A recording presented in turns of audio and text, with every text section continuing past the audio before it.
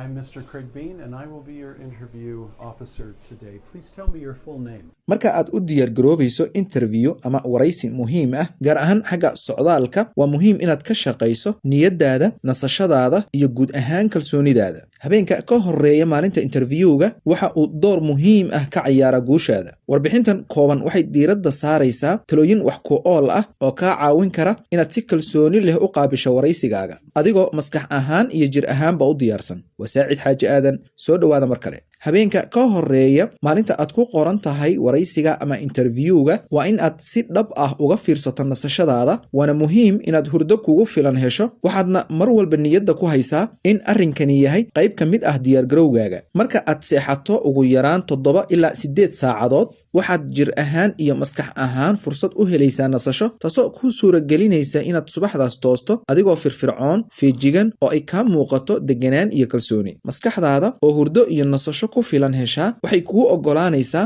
inaad si cad oo xigmad leh uga jawaabto su'aalaha waraysigaaga ku saabsan halka hurdo la'aantu sababi karto daal jahwareer iyo kalsoonidaada qof ahaaneed oo hoos u dhacda tusaale ahaan qofku marka uu helo nasasho ku filan wuxuu waraysiga ugu muuqanayaa qof naftiisa aaminsan hadalkiisu miisaaman yahay halka qofka aan nasan uu si sahlan u iloobi karo jawaabaha ama uu u dareemi karo culays dhanka jawaab celinta ah sidaa darteed habeenka ka horeeya maalinta waraysiga iska ilaali daawashada aflaamta isticmaalka telefoonka saacado badan iyo inaad muujiso walwal fara badan halkii aad ka baqi lahayd isku day inaad si wanaagsan u nasato adigoo qalbiga ku haya rajo iyo kalsooni si aad subaxda xigto u toosto adigoo firfircoon fiijigan isla markaana diyaargarowgaagu yahay mid sarreeya wargelin muhiim ah xafiisyada saacid agency waxay kaa caawinayaan guud ahaan adeegyada kale ah diyaarinta kaysaska iyadoo la raacayo shuruudaha rasmiga ah sixidda kaysaska khaldamay ama diidmo hore la kulmay turjumaada dokumentiyada iyo kaysaska si sax ah luuqadaada hooyo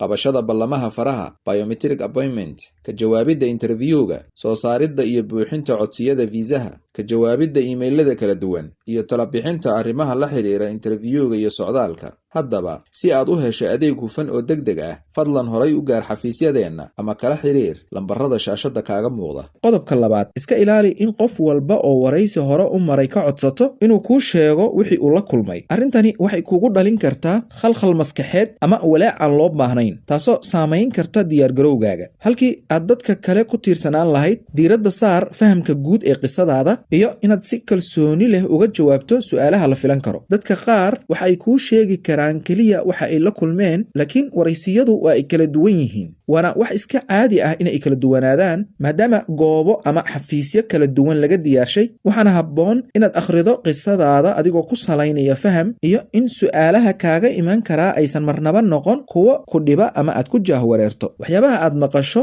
tusaale way ugu adkeeyeen dhowr saacadood ayay i haysteen dhowr saacadood ayay su'aale i weydiinayeen waxay i weydiiyeen su'aalo aan la yaabay waxay kugu abuuri karaan cabsi ama jaahwareer aan loo baahnayn sidoo kale waa muhiim inaad diyaargarow muujiso adigoo diiradda saaraya su'aalaha inta badan la iska weydiiyo qisada sida qisadaada ka waran ka warbixi safarkaaga guud ahaan deegaanadii aad soo martay iyo wixii la mid ah adiga oo ku salaynaya hadba sida ay sheekadaadu u dhigan tahay waxaa kaloo jira su'aalo dadku si gaar ah cabasho uga muujiyaan sida maxaad dalkaaga uga soo carartay dalkaaga soo ma habboona inaad ku laabato maadaama hadda nabadi ka jirto oo laga yaabo in dhowr jeer lagugu soo celceliyo ama marar kala duwan lagu weydiiyo waxay u baahan yihiin inaad si xigmad leh uga jawaabto adigoon isku furaynin doodo kale oo saamayn kugu yeelan kara ama aan muujin wax niyad jab ah tani waxay kaa saacidaysaa inaad si kalsooni leh u hadasho adigoo codkaaga iyo weeraha aad isticmaalayso yihiin kuwa hagaagsan fadlan